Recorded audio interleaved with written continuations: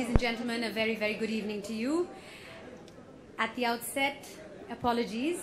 Due to unforeseen circumstances, we are starting proceedings a little bit late. Apologies for that. Ladies and gentlemen, a very, very good evening to all of you. Welcome to an evening that promises not just to be engaging, but to be a thriller like the book we're about to launch tonight. Now, lots of books have been written on crime, siege, and terrorism. But mostly they've been written by people on the outside, by outsiders. But for the first time, we have an insider's take on a subject and a genre that is not just plausible and possible today, but extremely relevant. Every morning, while all of us read about these issues in the newspapers, the author deals with them as a part of his day job on a day-to-day basis. Wars have changed, terrorism has changed, and so even civil protection has changed. And here's a book that encapsulates these changing times.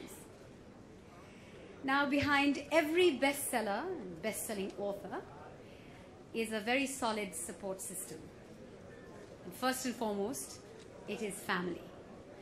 But after that, it is, of course, someone who believes in the vision and the ideology of the author, and that is the publisher. In our case, our publishers are Penguin and Blue Salt. And to represent our publishers, it gives me great pleasure to welcome on stage of Blue Salt, Mr. Hussain Zaidi. Thank you very much for coming.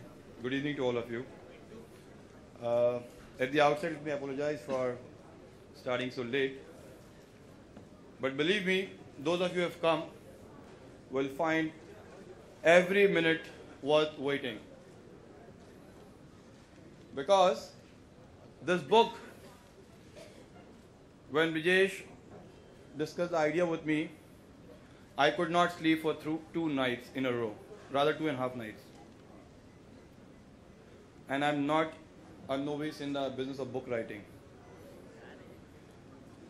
You know, the plot is so compelling that those of you who want to deprive yourself of this night's sleep can pick it up and then